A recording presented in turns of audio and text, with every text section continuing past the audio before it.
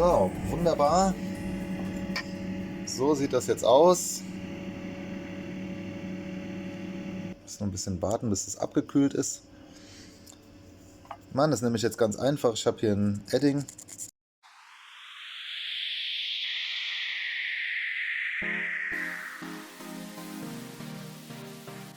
Das ist ja ein Dulli, ey. Tat jetzt aus Rot, hat er einfach schwarz gemacht.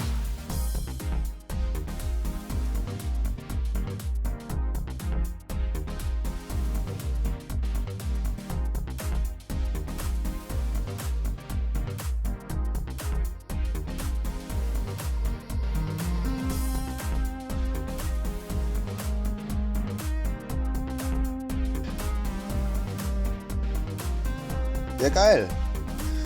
Also Leute, ich bin mit meinem Ergebnis nicht so ganz zufrieden, aber besser als nix. Und schreibt mir nichts in die Kommentare, aber gebt mir ein Like, das wäre cool.